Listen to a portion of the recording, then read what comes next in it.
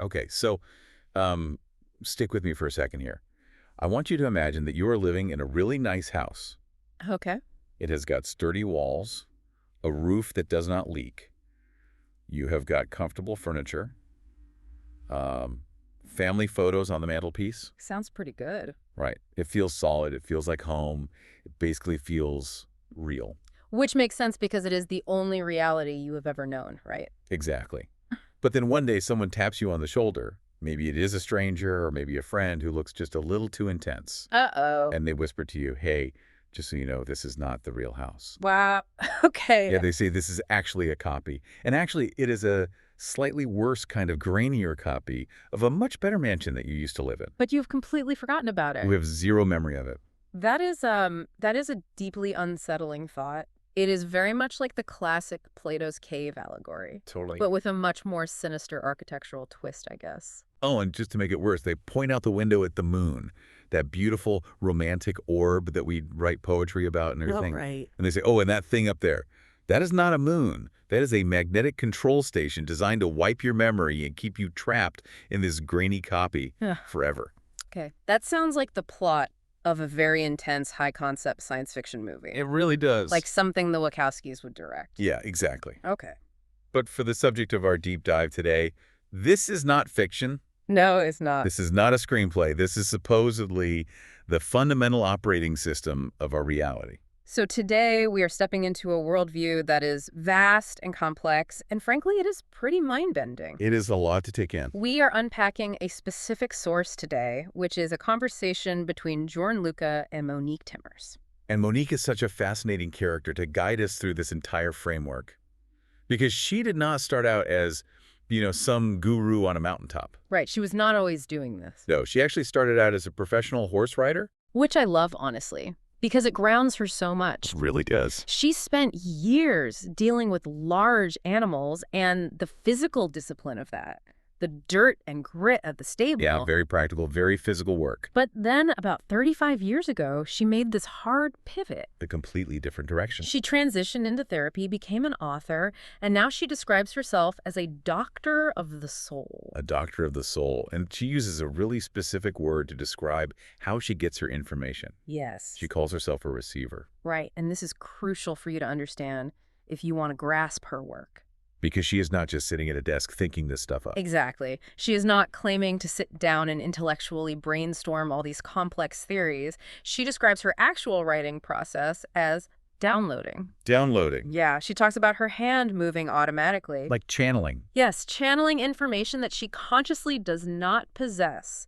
It is a phenomenon known as automatic writing. And for her, it is the source of this entire cosmology that basically challenges everything we think we know about history, biology, and just the purpose of human life in general. We are talking about a framework that covers everything.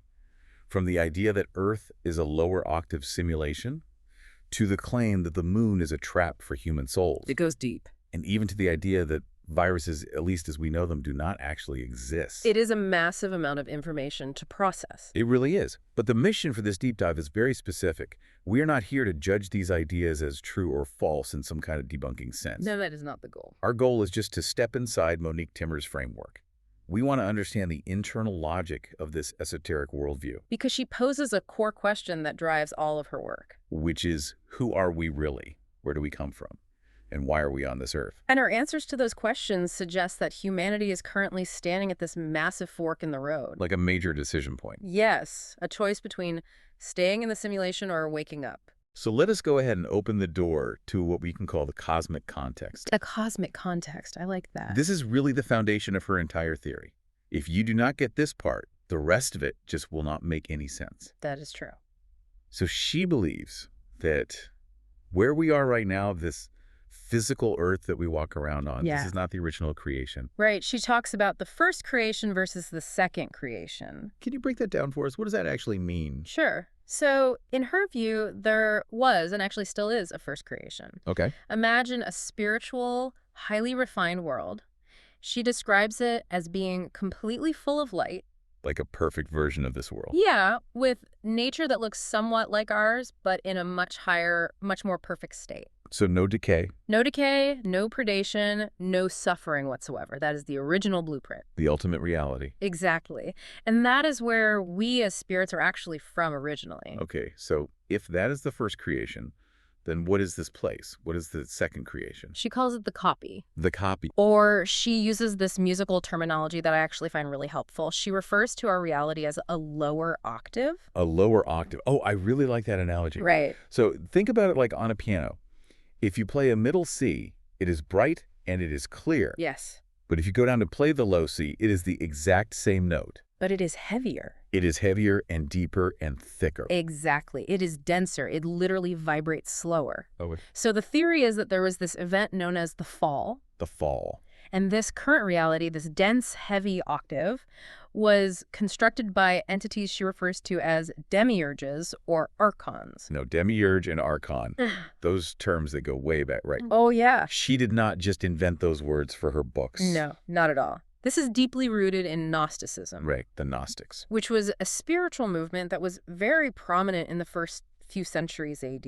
And the Gnostics believed what exactly? They believed that the material world, the physical stuff around us, was not created by the ultimate benevolent God, but rather by a lesser, somewhat flawed cracksman, and that is the demiurge. So Timmers is essentially bringing this ancient concept into the modern age. Exactly. She explains that these entities, these architects of our reality, lack something vital.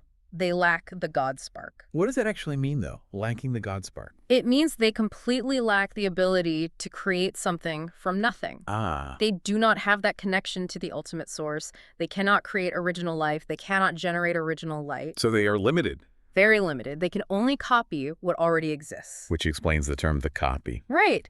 They looked at the first creation and they basically built a replica. But a bad replica. Exactly. Yeah. Because it is a copy made by beings who do not have that divine spark. It is inherently flawed. It is just material. It is a material trap. It is a simulation that lacks the true soul of the original. But why? I mean, why would these powerful cosmic entities even bother building a knockoff universe? What is in it for them? Energy. Energy. Yes, and this is where her theory gets a little bit darker. Okay. Timmers argues that because these entities cannot generate their own light or their own life force, they need a fuel source. Like a battery. Yes, they are parasitic in nature. And that fuel source, it turns out, is us. We are the battery. Specifically, they feed on low-frequency energy. Low-frequency energy meaning like negative emotions. Precisely. Things like fear, aggression, war, suffering, grief. Wow. She argues that the constant state of conflict we see on Earth is not just some tragic accident of human nature. It's built into the system. It is a design feature. It is a mechanism to actively generate energy. I have heard that called loosh in some of these esoteric circles. Yes, exactly, Lush. It is food for these architects. That is wild. And she actually gives a really specific contemporary example to illustrate how this works in practice. Oh, what is the example? She talks about May 5th, which is Liberation Day in the Netherlands. Right, celebrating the end of the occupation in World War II, freedom, democracy, all of that good stuff. On the surface, yes, absolutely. But Timmers calls it hypocritical. Hypocritical why? She points out that while people are out there celebrating liberation and literally dancing in the streets, their tax money is simultaneously funding bombs. Oh, I see. By her count, she mentions there are 22 active wars globally being funded in part by this system. That is a very stark contrast. It really is. Yeah. Now, obviously, we are not here to take a political stance on tax policy or foreign conflicts. Well, of course not. We are just reporting what she said. Exactly. We are just explaining her viewpoint. And she views this contradiction not just as political irony, but as an actual energetic ritual. An energetic ritual? Yes, we celebrate freedom while physically and financially feeding the massive machine of global conflict. So the net result in the world is still war and death and suffering. Right. She believes the system is completely rigged so that even our happy celebrations are tied to structures that generate that low-frequency energy. It is literally like a battery charger for these archons. Yeah. We think we're just partying and being free. But the grid is still harvesting the conflict that we are unknowingly funding. That is exactly the implication she is making. And this harvesting mechanism brings us to one of the most provocative parts of her entire cosmology. Which is, The moon. oh man, the moon. I look at the moon and I just see a nice romantic nightlight. Maybe I think about the tides going in and out, Sure, that is what most of us see. but she sees something very different. Very different. To Timbers, the moon is an artificial construct, Artificial, like built by someone. or at least a celestial body that was placed there intentionally to exert control over us. How does it control us? She describes it as a massive magnetic sphere designed to manipulate human beings. Okay, magnetic sphere. Think about it. We know the moon affects the tides, right? It pulls the water. Yeah, with basic science. Well, in esoteric traditions, water always symbolizes emotion. Right. So just as the moon physically pulls the ocean tides, Timbers argues it energetically pulls on our emotional bodies. Hence the old term lunatic. Exactly. Lunar lunatic. It makes people crazy. It creates emotional instability. It pulls us into these cycles of high and low, keeping us constantly reactive. So we are just constantly generating that low-frequency emotion for the archons. Yes. But it is not just about making us moody while we are alive. There is more. It is actually a huge part of the trap she describes regarding what happens after we die. Oh, wow. Okay. This is where she challenges one of the most comforting concepts in a lot of spirituality, which is reincarnation. Yes. Usually we think of reincarnation as like a school. You learn, you die, you review your test scores basically, and then you come back to learn some more. Right. It is seen as a benevolent process of growth. But Timbers argues that reincarnation and karma are actually programs. Programs designed to keep souls trapped inside the system. So the school is actually a prison. In her view, yes, absolutely. A prison disguised as a school. How does the prison work then? What happens when you die? She describes the process like this. When you die, you obviously leave your physical body. You are a soul, a being of light. But because of this intense magnetic influence radiating from the moon, your soul is drawn toward it. It just gets pulled in like a magnet. Exactly. She views the moon as essentially a holding station or a processing center for souls. And what exactly happens to you in this processing center? The life review. The life review. Yes. People who have had near-death experiences, they often talk about seeing their entire life flash before their eyes. Right. Feeling the pain they caused other people, seeing all their mistakes. Timbers absolutely acknowledges that this happens, but she interprets the intent behind it very differently. How so? Instead of this being a loving review for your personal spiritual growth, she says it is a massive guilt trip. A guilt trip. That is brutal. You are shown all your mistakes, you are shown the karma you supposedly created, And then what? and you are told by these entities, look at this terrible mess you left behind. Oh, man. You cannot leave yet. You have to go back and fix it. You have to settle the score with this person or make up for that thing you did. So they use your own conscience against you to trap you. Exactly. The soul, feeling all this guilt and feeling responsible, agrees to return to Earth. Back to the copy. Back to the copy to fix things.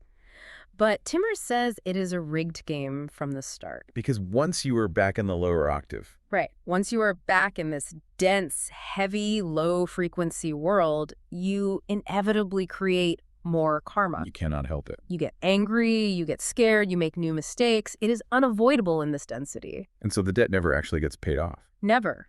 And then you die, you get pulled back to the moon, and the cycle just repeats itself endlessly. Wow. It keeps you constantly recycling inside the system rather than graduating. Graduating meaning finally returning to the first creation. Or just moving past the control grid entirely. Right. She mentions specifically that to be truly free, one needs to move past the moon and even past the rings of Saturn. The rings of Saturn. Yeah, she identifies Saturn as kind of the outer boundary or the firewall of this entire Archon-controlled system.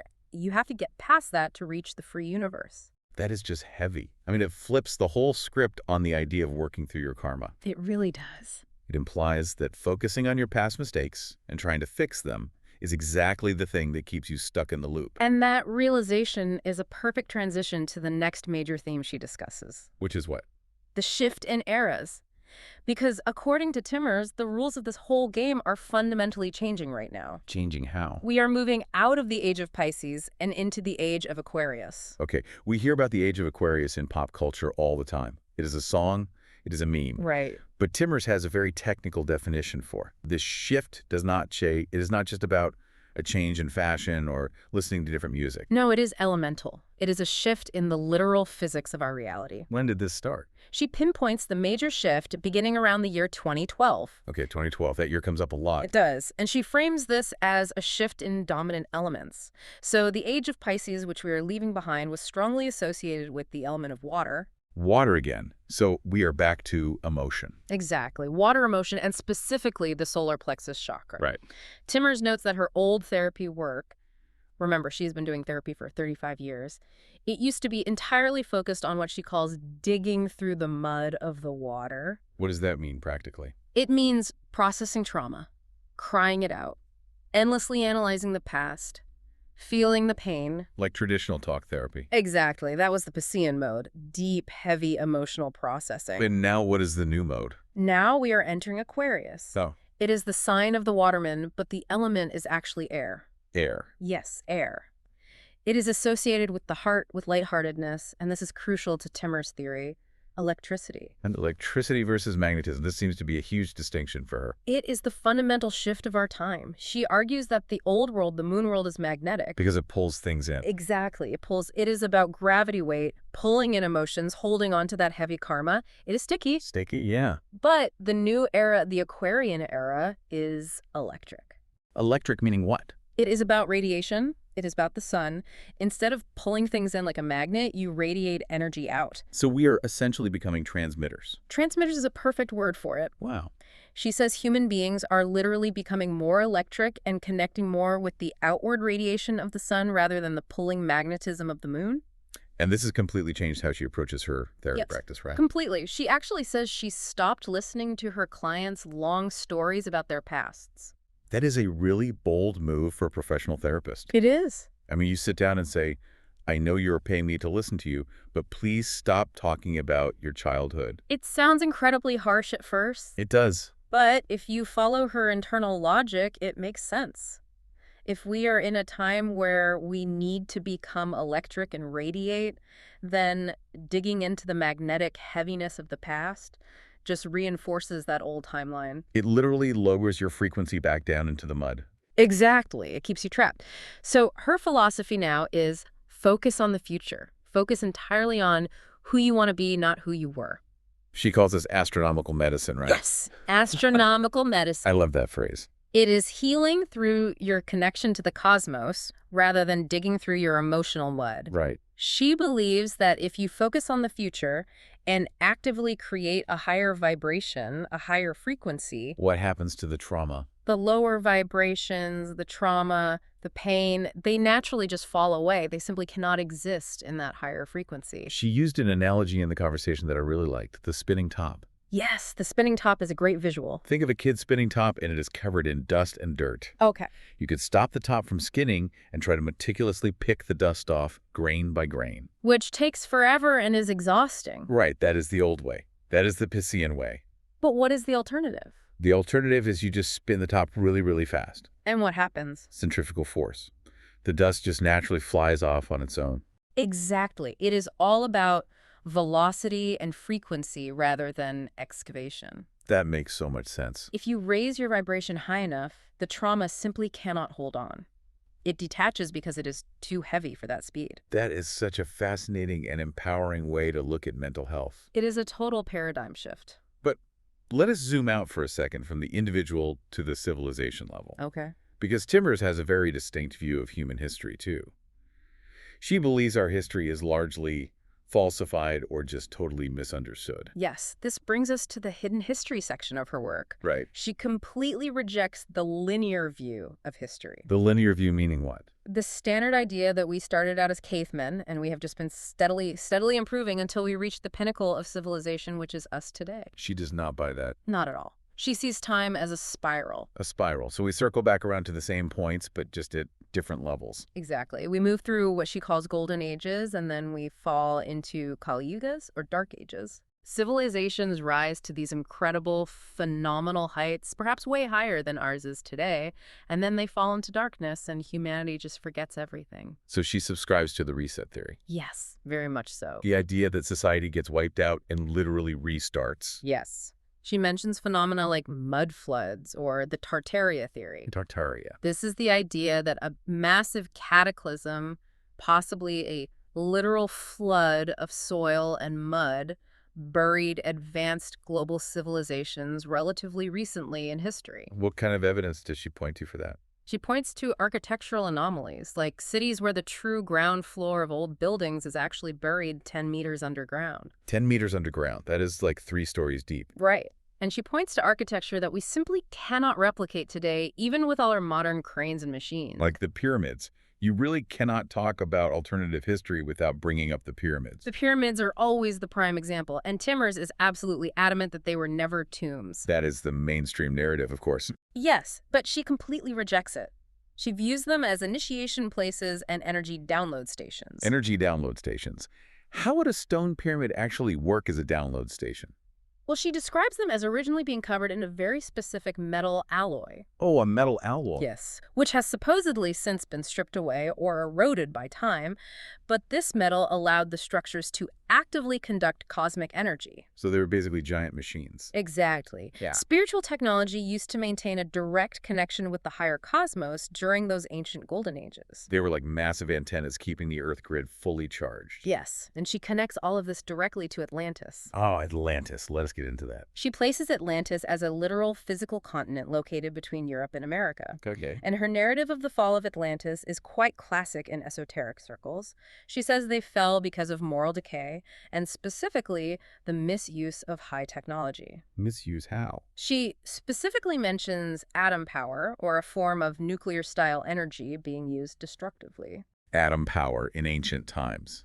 That sounds eerily familiar to where we might be heading today, honestly. And that is exactly her point, the spiral. We have been here before at this exact technological precipice. So what happened when Atlantis fell? She describes a diaspora of knowledge. Before the continent was destroyed, the wisdom keepers, the ones who saw the end coming, they moved the knowledge Where did they take it? to places like Egypt, which explains the pyramids, also the Gobi Desert and the south of France. They were trying to back up the hard drive, basically. Yes, they were trying to preserve the high tech of the soul before the massive reset button was hit on civilization. Wow.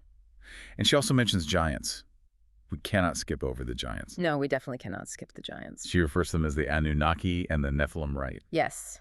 She states very matter-of-factly that beings who were 3 to 5 meters tall lived on Earth in the past. 3 to 5 meters. That is massive. That is like 10 to 15 feet tall. It is huge. And interestingly, she observes that modern human beings are currently getting taller on average. Right. Now, a standard scientist or doctor would just say that is because of better nutrition and modern healthcare over the last century. Of course.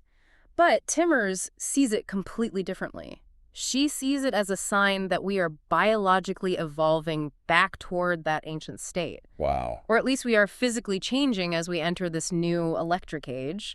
She thinks our bodies are literally becoming less dense and expanding upward.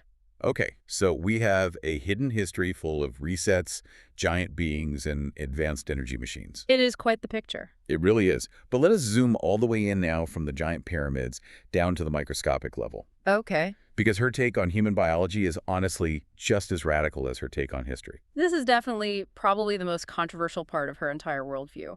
But it is perfectly consistent with her frequency model. Right. So Timmer states flatly, and I am quoting here, a virus does not exist, at least not in the way we're told it does. Let us unpack this very carefully, because we have all lived through the last few years. We know people get sick. We know something physically happens to the body. Exactly. So what does she actually mean when she says they do not exist? She is fundamentally challenging the germ theory model, the idea of an external invader coming in to attack you. Okay.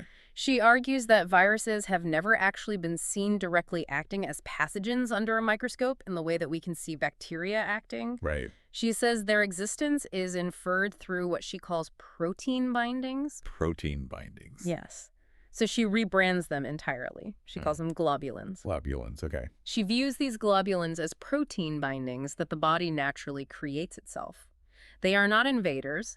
They are part of the body's internal cleanup mechanism. Like a biological garbage disposal system. Basically, yes. And she says they can be helpful cleaning up waste and toxins in the body, or they can be harmful depending entirely on the terrain of the body. The terrain theory. So the environment inside the body dictates how these globulins behave. Exactly. But the absolutely key takeaway here is her belief about what actually makes us sick. Which is what?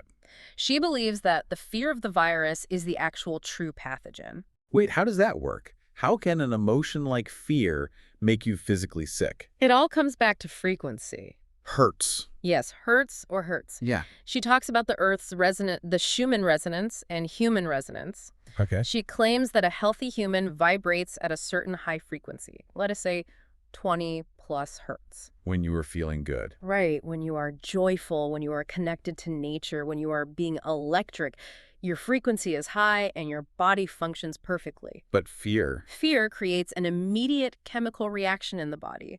Cortisol, adrenaline, stress hormones. And what does that do to your frequency? It drastically lowers it. She actually mentioned something called a death zone regarding the recent pandemic, right? She did. She claims that during the absolute height of the isolation and all the fear-mongering, she observed the collective human frequency dropping dramatically. Dropping down to what? Around 10 hertz. And she literally calls that near death.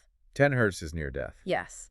At that extremely low vibration, she says the body's natural self-repair mechanisms just shut down. Oh, I see. And then those globulins stop working as efficient cleaners and they start actually clogging up the system. So the sickness, the physical symptoms are a result of the massive frequency drop, which was caused by the fear and the isolation. That is exactly her theory, yes. So her remedy for illness is not to take a pill. No, her remedy is raising your hertz. Getting your frequency back up. Exactly.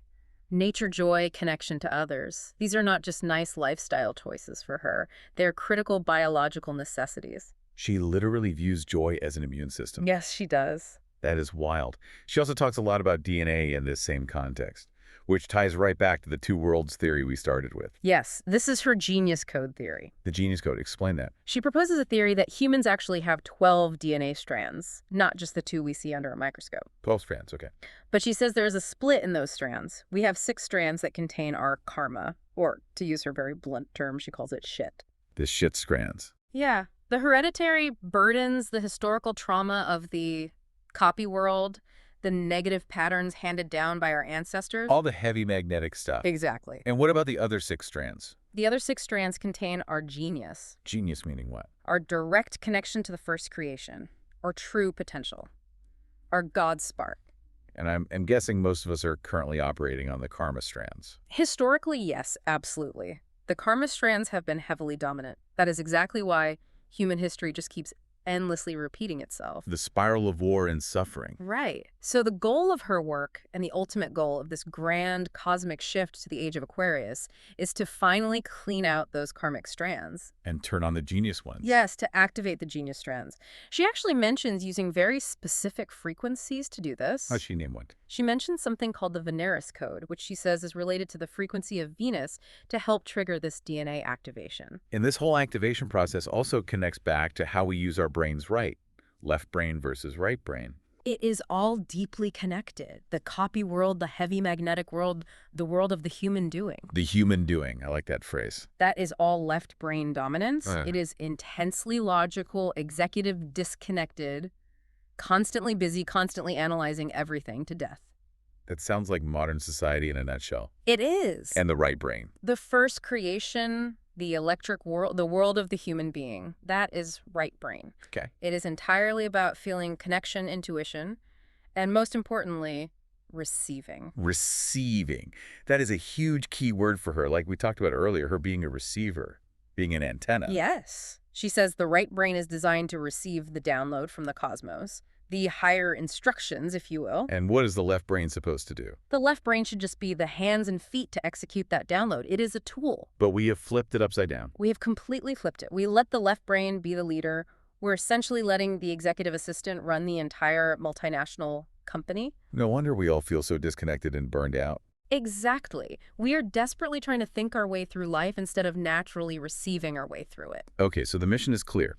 We need to flip the script, activate the right brain, activate the genius DNA, Yeah. raise our frequency out of the dirt. That is the path. But there's a massive obstacle standing right in our way. Or maybe competitor is a better word. Yes. Technology. This brings us to Section 5. She has a very specific and very critical view on modern tech. She calls the current state of our technology, things like 5G, the massive cell masts, the entire digital grid, She calls all of this the infant stage of Aquarius. The infant stage. That sounds almost dismissive. She means it is incredibly crude. She actually uses the term baby shoes. Baby shoes. Yes. She argues that things like a 5G network are just a clumsy, artificial, and ultimately harmful attempt to mimic the telepathic electric connection that we are supposed to have completely naturally. So we are building these ugly metal towers to do the exact thing our minds should just be doing organically. Exactly. And she warns heavily about the rise of a technocracy. The technocracy, meaning rule by technology and the people who control it. Right. She warns that if this transition into the Aquarian age is led by what she calls lower gods, Lower gods meaning who? meaning highly influential, vastly wealthy figures who might be operating under that parasitic archon energy. Oh. If they lead the transition, then this new technology just becomes an even tighter trap. Which brings us to artificial intelligence. AI. The ultimate trap, or potentially the ultimate tool, but Timmers is highly, highly skeptical. Why is she so skeptical of AI? She sees a massive risk that AI will be used to further reinforce the Matrix simulation. To make the copy even more convincing. Exactly. To make it so incredibly comfortable and engaging that we never ever want to leave it. She contrasts this organic evolution with what she calls synthetic biology, right? Yes. We are at a profound fork in the road as a species. Explain the two options at this fork. Option A is you merge with synthetic biology, you plug your brain into the cloud, you stay firmly inside the copy world. And you just keep recycling through that moon crap forever. Right, you just become a permanent cog in a digital hive mind. That sounds terrifying. Yeah. What is option B? Option B is you become electric organically. Organically. You activate your own internal God spark, you clean up your DNA, and you graduate from the simulation to the true free universe. And achieving that option implies a major leap, Yes, she calls it a quantum leap. a quantum leap. What does it require from us? It requires a critical mass of people on Earth actively choosing to live as human beings, Wow. as fully embodied light and love, rather than just running around as stressed out human doings. So let us get super practical here for the listeners. Mm-hmm. Because we have covered the Archon trap, the hidden history, the biology, the massive danger of tech. It is a lot. How do we actually do this? How do we become the master? Because that is the actual title of the source material. Become the master of your own future. It all starts with fundamentally recognizing what you actually are. Timmers heavily emphasizes the God spark. Right. The archons, the controllers, the matrix system itself, they do not have it. But we do. We do. Every single human has it. That is our ultimate superpower. We are true creators. And they're just copyists. Exactly. Now, she said something really interesting about thoughts. She said, we do not actually think our thoughts. We just process information. Yes. That was a fascinating and somewhat weird distinction for me, too. It changes everything. It is a subtle but incredibly powerful point. She believes that thoughts are actually external entities or forms just floating around in the energetic field. They're not originating inside our skulls. No, we just choose which ones to reach out and grab. She describes literally seeing thoughts as physical geometric shapes floating in a person's aura. I absolutely loved this detail from the source.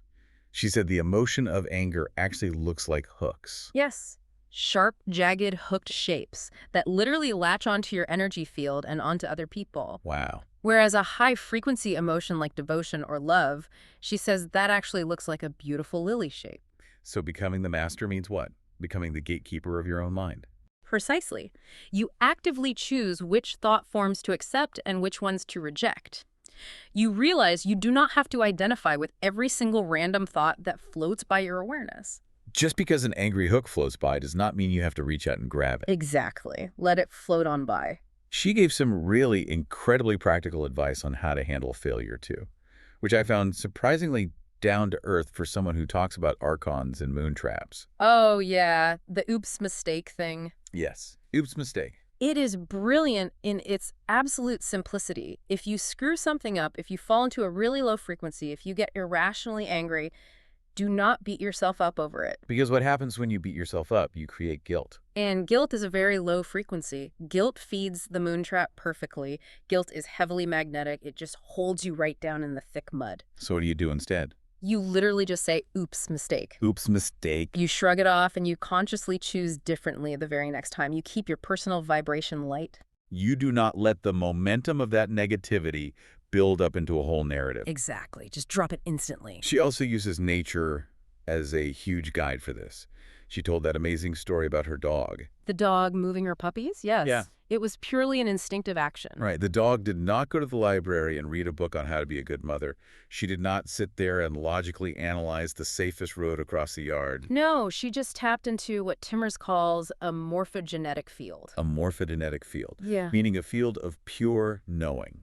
Yes. Timmers argues that animals do this completely naturally all the time, but human beings have lost that vital connection. Because of our heavy left brain dominance. Exactly. We need to stop aggressively thinking so much and reconnect to that organic field of receiving and knowing. And she really tries to live this philosophy herself. She mentions intentionally reinventing herself every 3 to 5 years. She calls it the archer archetype. The archer. Pull back the bow and fire. Yes, she does not ever let herself stagnate.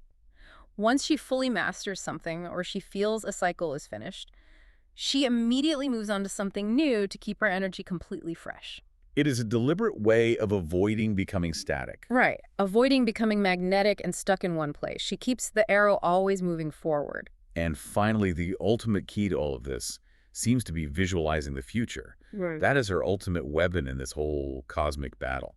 It absolutely is. She says very clearly, do not fight the old system. Now, that is super counterintuitive for a lot of people, especially activists who want to change the world. It is. But she argues that fighting the system directly just generates massive amounts of friction. And friction is just energy. And who eats that low-frequency friction energy? The archons, the controllers. Exactly. If you are constantly angry at the Matrix, you are literally feeding the Matrix. You are powering its batteries. So what is her solution? Turn your back on it Oh, completely. gosh, ignore it. Focus your entire electric being on the reality you actually want to build.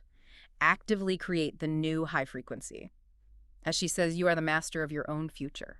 It is a message of ultimate, profound personal responsibility. It really is. It is an incredibly empowering message, but it is also very demanding. Demanding how? Because it says clearly that no one is coming to save you. Right. Not a politician, not a spiritual guru, not some cosmic messiah. You have the God spark inside you. You have it. But you have to do the work to turn it on. So let us wrap this deep dive up. We have been on quite a massive journey today. We really have. We have gone all the way from the moon, acting as a giant soul trap, to viruses actually being natural protein bindings, and finally to rebuilding our 12 strands of DNA. It is a highly comprehensive, if admittedly unconventional theory of absolutely everything. It frames our entire reality as a learning simulation or a dense copy that we actually have the power and potential to graduate from. And it frames our current historical moment as a very difficult but totally necessary shift. A shift from the heavy emotional processing of Pisces to the high-frequency electric management of Aquarius. And the ultimate takeaway message from all of this is that we are powerful creators, Yeah. not helpless victims. Exactly. Even if we are currently sitting inside a trap, a true creator always has the power to create a way out. So here is our final thought for you listening today. Monique Timmers claims that our thoughts literally create physical shapes. Hooks Lily's geometric forms. Right, shapes that physically hang in your personal energy field and actively hook onto the fabric of reality. Yes. If that is actually true. What specific shape did you create with your own mind today? And looking closely at that shape. Is it a prison or is it a key? Definitely something to think about. Thanks for diving deep with us today. We will see you in the next one.